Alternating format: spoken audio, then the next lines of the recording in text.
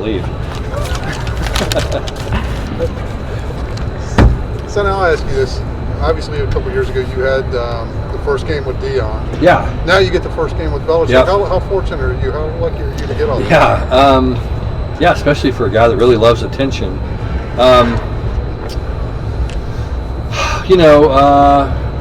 It's just part of the scheduling deal. It happens sometimes. Yeah, but it is interesting. I do think, we all learned a lot with that experience in 23. There was just so much conversation about that game, and we didn't do a very good job getting our players ready mentally, I think, and prepared for that game. And certainly going to have to do a lot better job this go around.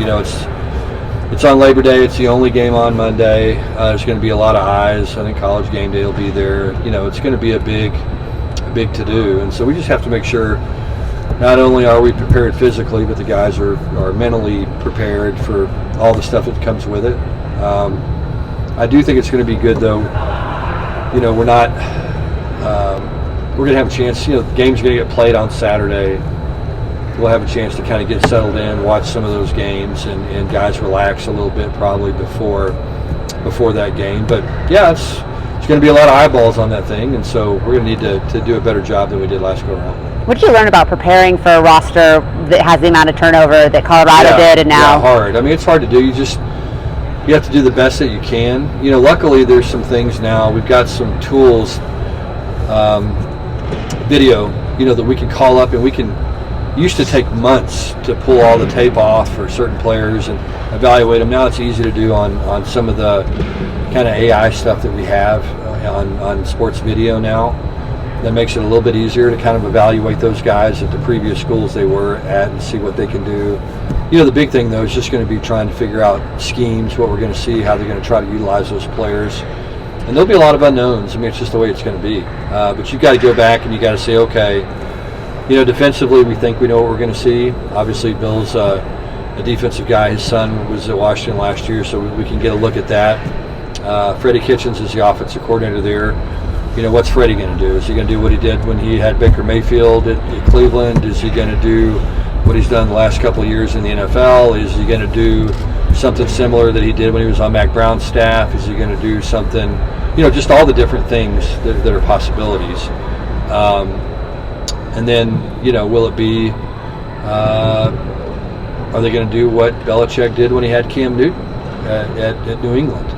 So I think all those are things that you have to consider and you have to look at and you have to prepare for. Sonny, with all the changes in college football over the years, how does a coach build team chemistry? What do you have to do differently now than maybe you did years ago to build team chemistry? Yeah, well, I think the first thing you do is you try not to have a revolving door if you can. We only had 13 players transfer. I was lowest in the Big 12, lowest in the state of Texas. And really, of those 13, 11 of the guys we had conversations with, and they were probably going to be scout team players, and they wanted to go someplace where they could play and get on the field. And so that's the transfer portal the way it's supposed to work. It's a great opportunity for those guys to better their situation and get a chance to play probably more than they would have. And that's the way it's supposed to work, and that's what it's really for. So it starts there. You don't want to have all the turnover if you can avoid it. And then it really comes down to, being consistent in your approach every day and making sure your players know, look, these are the specific things that we think are important to building a successful program, and making sure that you talk about those things every single day and not taking anything for granted. I think some part of our failure in 23 was, there was an assumption on our part some of that leadership and things would carry over from 22 to 23, and it didn't. And so you have to build that chemistry every year. You have to create those leaders every year. Fortunately for us, the guys that are leaders in our program now have been TCU players for a long time.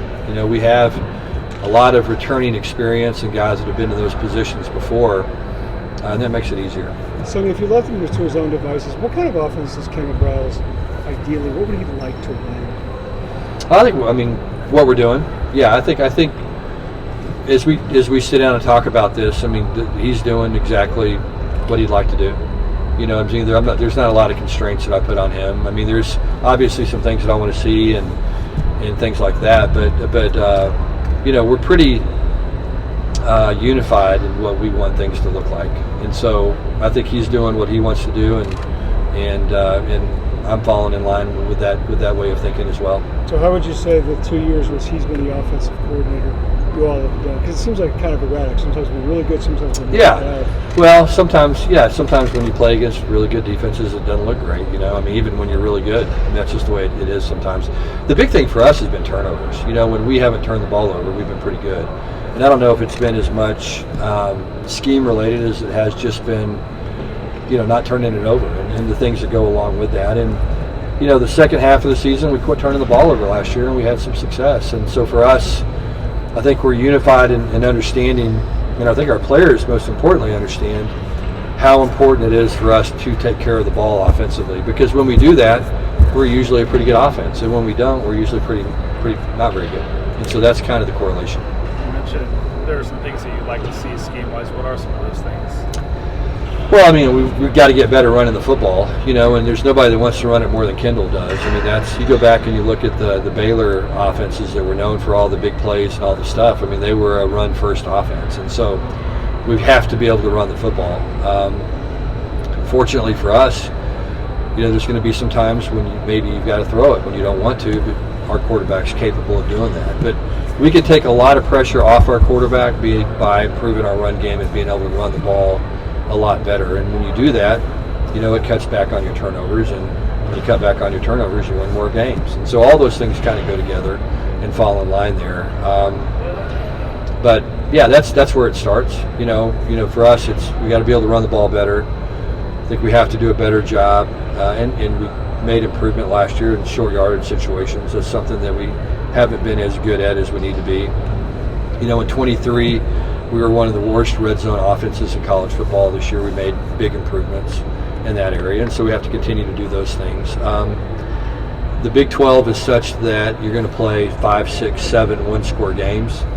You have to be good at those situational things. You got to be good at the 2-minute offense. You got to be good at 2-minute offense at the end of half. You got to be good at being able to run the clock out at the end of games. You got to be really good at third down. You got to be good in the red zone. You got to be good when you're backed up and coming off. And we've really spent a lot of time trying to get great at those situations so that we can execute at a high level in those really close football games that we're going to play. You talk about. I'm sorry, Melissa. Go ahead. I was saying, you talk about the run game and it needing to improve. Savion Williams carried a heavy load last year. Yeah, he did. Yeah. And you didn't make any major changes in the offseason to address it. What gives you confidence to believe you have the guys that you need, or what's going to be different this year? Well, I think we did. I think for us that Kevorian Barnes is a big part of that. We needed to get a big back, and he's 5'9", 225 pounds, and powerful, and is a downhill runner of the football. And I think when we went back and evaluated, okay, what were some of the issues? Some of them were offensive line related. So we tried to address some of those issues with a couple of guys in the transfer portal. We got a couple of guys back healthy. We have more depth up front than we've ever had, considerably more depth. We'll have much more competition for starting spots than we've had. So I think that is going to be a step in the right direction. I think our blocking at the tight end position, getting Chase Curtis back, is going to be significantly improved. I think all of those things are part of it. I think, and then I think, running backs that finish runs better. And I think when you look at the guys that we have coming back, Nate Palmer's a bigger guy, Kevorian's a bigger guy. Trent Battle did a good job at times last year. Those guys are a little bit more physical runners maybe than some of the guys that we had last year. And so, Jeremy Payne did a really good job when he got carries last year. And so, we've got some good options. John Denman's a really physical downhill young running back as well. So, we have to improve there, and we think we've made significant strides to improve that. You had that wild card with Savion last year. I don't know if there's anybody else in college football like him. Yeah. Would you look for? Yeah. You look for guys like that for sure. Yeah. We kind of, as we sat down and started saying, okay, what do we want to address in the transfer portal, and what do we want to try to find with high school guys? We'd like to try to find a guy similar to this. Those guys are kind of hard to find. You know what I mean? We think we found one or two, and that we're still recruiting and still battling to to get on board. But yeah, his skill set's unique, and I don't know that anybody thought he could do what he did until we put him in a game and he had a chance to do it. You know, we were trying to find creative ways to get him the ball. We didn't feel like we had a real physical downhill runner. I don't know that we knew that's what he was going to be. And then we put him in a situation, and he did it, and he went, oh, wow, this guy's pretty good at these things. Now, could he do it play after play after play? No. And so he became a little bit more of a situational guy, which helped us in short yardage, helped us run the clock out in some games. But he couldn't do that down in and down out. And so we want to be able to do that down in and down out. So that's why we went and found some bigger backs and that hopefully can do that. Coach, when it comes, you talked about Baylor, obviously the Blue Bonnet battle that started 2 years ago. You guys had that thriller last year. Yeah. Can you just talk about how much that rivalry has grown as another chapter opens this Yeah, season? yeah, it's a great rivalry. I mean, it's two, you know, institutions with similar backgrounds. Obviously, there was some bad blood that kind of took place before when I was gone. I was in California and fighting my own battles then. Was kind of unaware of some of the stuff and the severity of it until I got back to TCU. Just because, like I said, I was worried about my own team at the time. Yeah, but look, when you have competitive games like that, I mean, it's good for college football. It's good for Baylor. It's good for TCU. It's good for college football. It's good for the Big 12. When you have a natural rivalry, and you know they're just down the road. We were very similar type schools in terms of you know, small private schools. So anyway, it makes sense that they're a rival for us, and you know, hopefully both teams will continue to be good, and hopefully it's a rivalry that continues to grow and becomes more important to deciding the Big 12 championship. Sonny, with the roster limits at 105, and I don't know what your variance is on guys that have come back. Yep. How has it changed as you prepare, getting ready to go into this season and going into preseason practice with only 105? Yeah, we're going to have more. We'll have closer to 120. So you will have. Yeah, we'll have more, which will be good. I mean, you know, you'll transition down to 105, and it's going to change the way you have to practice against your team in some ways, and you got to go against, you know, the defense a little bit more, I think, to get those quality looks, which we had started to move that direction a little bit anyway, you know, just to try to get really, really good quality game reps, and particularly as we get into the season. Fall camp's kind of fall camp. It won't change it that much, but as you get into the season, you know, you've got to, everybody's important. You know what I mean? Every single player in your program is important. They all provide, you know, something significant. And so, you know, all those players are very, very valuable. And so we were fortunate to have a lot of guys that wanted to come back and join our program and be a part of it. And so, you know, we're fortunate to have decent numbers. We've heard you echo, and many of the other Big 12 coaches echo in the last 2 days about how important it is for there to be a level playing field when it comes to rev share. Yeah. Is that coming from things you're hearing from recruits? Is that coming from things you're seeing? Why is that such a point of emphasis in this conference right now? Well, you know, because, you know, I think there's a couple of outliers within the conference maybe that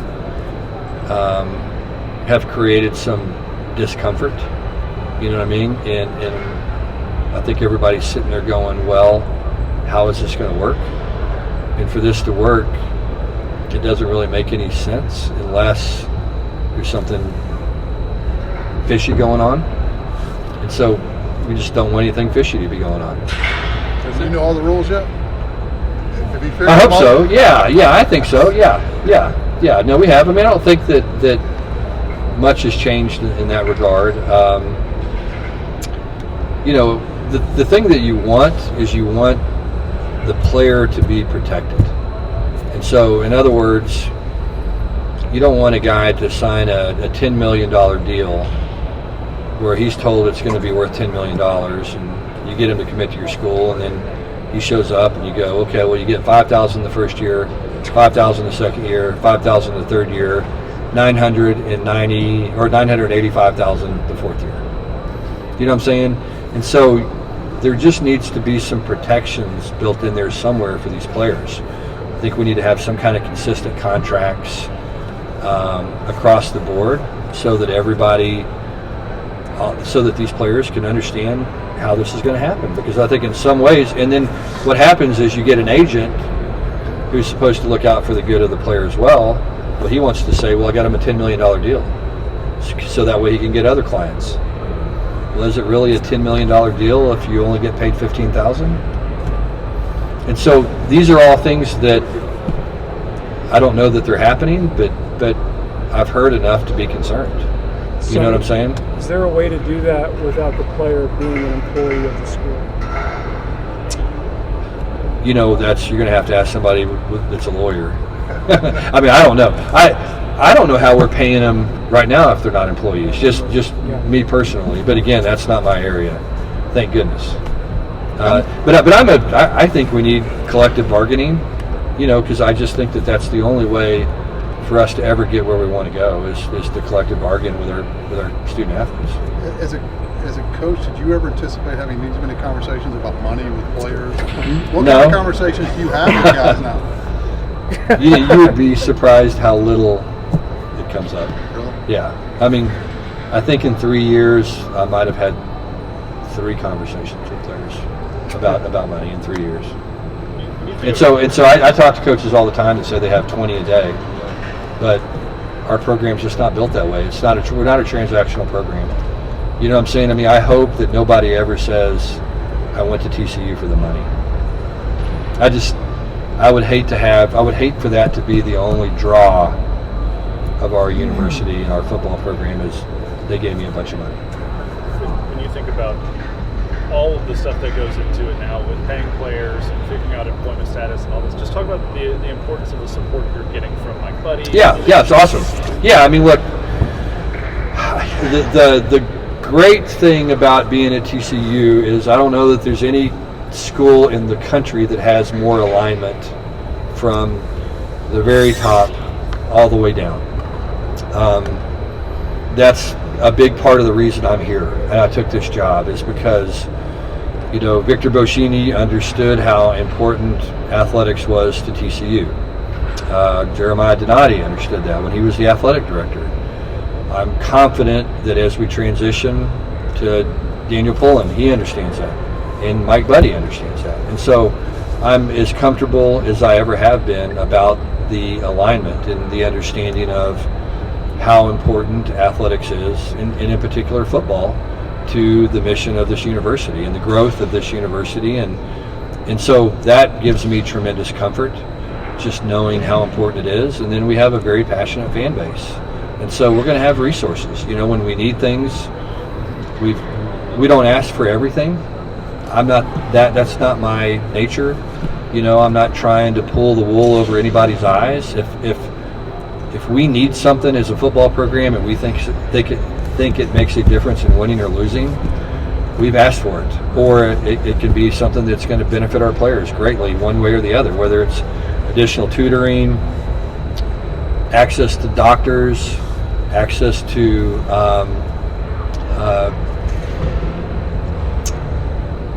really to anything. And so that's what I love about this place is when we need something, we've asked for it, and 100% of the time we've gotten it. And at the end of the day, as a coach, I mean, that's all you can ask for. You talk about the alignment of the university, the support that you had, the passionate fan base, and you mentioned up on the dais earlier that anything less than a Big 12 championship appearance is maybe not a successful season. Yeah. How much pressure does that put? How important is this year? Yeah, that sets the bar high. I mean, it is. And, you know, we won 9 games last year. And look, over the last 3 seasons, us and Kansas State are the 2 winningest programs in the Big 12. And so, you know, we've operated at a pretty high level, you know, over the last 3 years. But, you know, like anything else, when you go play for a national championship in year 1, I mean, that sets the bar pretty dang high. And so it makes people want to get back there. And because, you know, you can, because you've been there before. And so you want any program to be able to reach their expectations and their capabilities. And so that's what we want to do. I mean, that's always our expectation is to go out and to perform as well as we're capable of performing. And I think for us, I mean, unfortunately, that's kind of where we're at. You know what I'm saying? I mean, for us, you know, 9 wins was great. You know, most college football programs really like to win 9 games. You know, when the season ended last year, we were all disappointed. And that's just kind of where we are. Sonny, for 20 years, the school had a real identity, right? Thanks to Gary, defense, all that stuff. it's changed now in part because you get to the championship game in the first year. Yeah. What's TCU's identity now, you think? Well, I think we're still forging it. You know what I'm saying? I mean, I think it's still really early in the process. But my hope that it's a program that year in, year out competes for a championship. You know, we didn't get there last year. We were one game away from having a chance to get there. But that's not where we want to be. And my hope is that there's not going to be 13 wins and 5 wins like we did in year 2. You know, we don't want to have that. I think this program is better than that. And I think it needs to be better than that. And so that's our expectations, is every single year to build the program the right way so that we're in an opportunity during the course of the year to win these close games. You play a lot of competitive games. You get on a roll like we did in 22. You find a way to win those games, and you look up at the end of the year and you're 12-0. And you want to have a team that can do that year after year after year after year, because the circumstances kind of have to fall right. You know, because right now we're just not that much talented than everybody else. Now the goal is to get there somehow.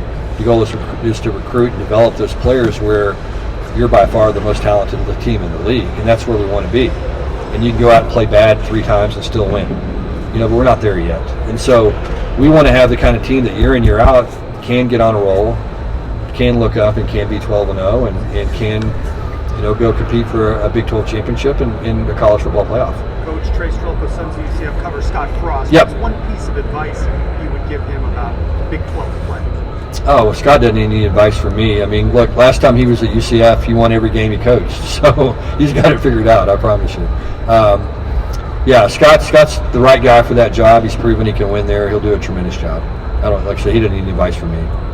Coach, take me through, you talked about it, 1 game short last year. You look at this upcoming schedule, a little tough, some tough road games. Yeah. Just take me through, getting it done. You talked about K-State. You got to go there, so.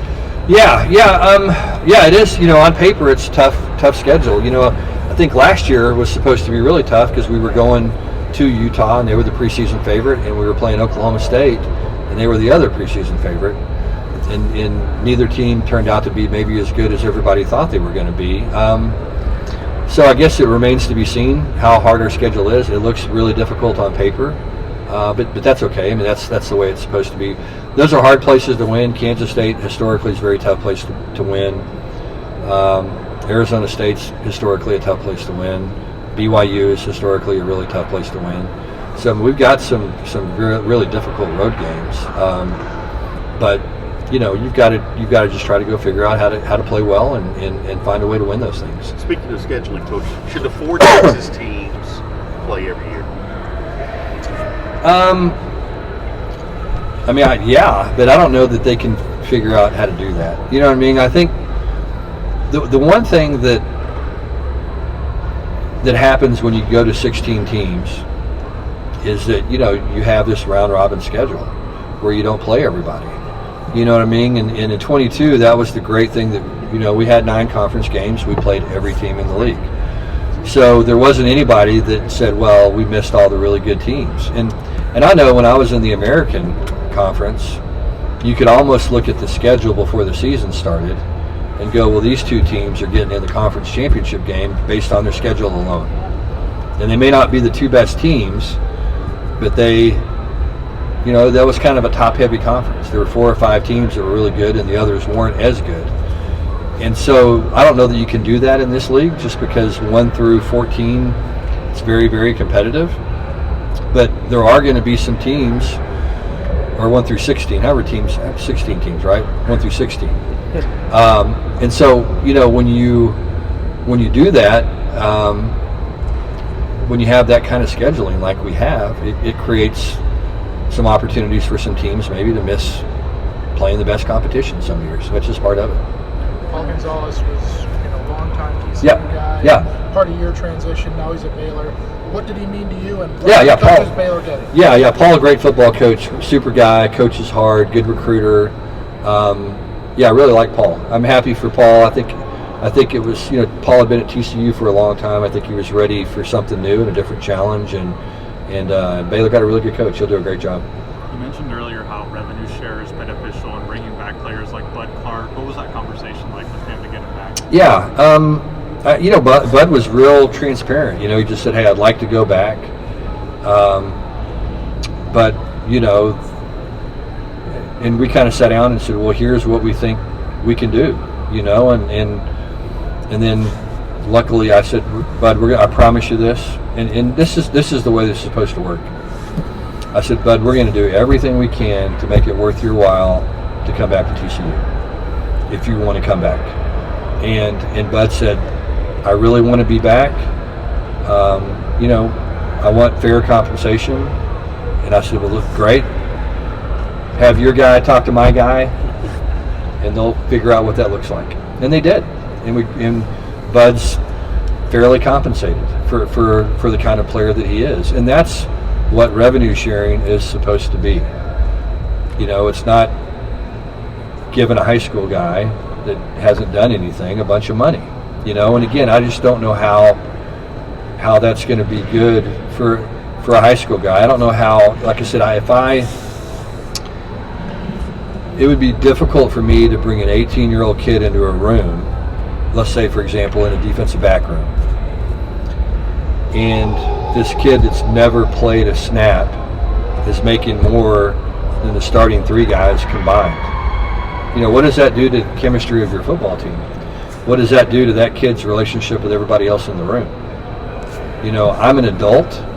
I'm supposed to help take care of young people. I don't see how that's putting that young person in the very best situation for those guys to be successful. I don't see how it's going to be good for your team. Some other people view it differently. It's not worth it for me to be able to pound my chest in July and say, I did this, or we signed this, or we're getting this, or whatever. But I guess for some people it is. Coach, you've had Coach? Yes, sir. Hey, how you doing? You've had a lot of ties to Texas Tech, obviously. They're not on the schedule this year, so can you kind of talk about that? And then also, can you talk about the number of great coaches in the Big 12? Yeah. Can you talk about being in the Mike Leach coaching? Yeah, for sure. Yeah, Texas Tech, look, I think they've, first of all, they've done a nice job there. I think, they've had a consistent program. They won 8 games last year. I think they've been to 3 straight bowl games. They're a program that I think is getting much more consistent and performing at a high level. We don't play them this year. I think it's kind of weird not playing those guys. Normally it's kind of a rivalry, but they obviously were very active in the transfer portal, signed a lot of really good players in the portal, and I think they're optimistic about their season. They return a really good quarterback with a lot of experience, so I would expect them to have a good team. And then speaking about Coach Leach, look, I was really lucky. I was lucky. I got hired from Navarro Junior College by Hal Mumme, and I was Mike's GA at Kentucky in 1997. And what a great opportunity for me, to be around 2 of the brightest minds in college football, 2 guys that really changed the game. Then I got to go back to my alma mater and coach there with Mike, and it was a really special experience for me. I met my wife there. It was just a pretty awesome experience. And just being around Mike and being part of the air raid and watching it grow and watching the impact that it had on football, not just college football, but all of football. And, it's a really special time in our lives, and we had a bunch of really bright coaches there. And it was just awesome. There were no egos. Nobody had any ego at all. We all worked incredibly well together. A lot of really smart guys. Just a fun place to be. It was funny. I took it for granted a little bit at the time, and now looking back on it, you just kind of realize what a special experience it was. Loved Mike and everything he stood for and who he was and what he was all about, and wish college football still had him. Coach, given the evolution of this conference over the past couple of years, how does that impact the way that you recruit when you illustrate to players the level of competition and the exposure that they'll have? Well, I think the good thing is, they'll have a chance to see just how competitive the league is. And, we recruit against a lot of these teams that we're going to be playing against, and that's just kind of the way it is. With the footprint of our recruiting being primarily in Texas, we're going to be recruiting against Baylor and Texas Tech. And, and other teams that Oklahoma State and teams that kind of are in the same footprint we're in, Houston. So those are going to be recruiting battles. They're going to be really, really important, and it's those guys are going to get to be able to stay close to home and play against people that they know, and we get a little bit of that makes football special. It's always more fun when you play for TCU and you play Baylor, and you played against this guy in high school, or you played on this guy's team in high school, and these guys know this guy and they have this history together, and it's fun to have those kind of relationships within the conference. And so I think that the competitiveness of the conference lends itself to guys who want to say, look, I can stay home, stay close to home, and number one, have a chance to win a championship, and have a chance to play in a great conference, and so you see all the teams starting to elevate their recruiting. I think that everybody in this league is doing a good job when it comes to recruiting and developing players, and I think the coaches are as strong as they've ever been in this league. You look at all the guys that have been incredibly successful at different places in the past, and some of those have been really tough programs historically to win at, and those guys have found ways to do that. And to me, that's the real coaches. The guys that have won at places that have been difficult to win at. And there's a lot of guys that get a break and they start at first job is someplace that's a historical winner, and that's a lot easier entry into the profession than a guy that's got to work their way up and fight and battle and win at tough places. So it's a competitive league, and it's going to be fun to watch it play out. You mentioned Hal Mumme a moment ago. What was your reaction to seeing him? Yeah, I was excited about it. Yeah, he texted me yesterday, told me it was going to happen, and I was really fired up about it. I mean, look, college football is better when Hal Mumme's coaching. I can promise you. Can I go back to that scheduling question? Yeah. It feels like we're headed more and more like the NFL. Yep. To the pro model. Why wouldn't the Big 12 do divisions then? I'm a fan of divisions. To me, the old Big 12 model made a lot of sense. Yeah. Where you had, now we only played 8 conference games then, right. But you had,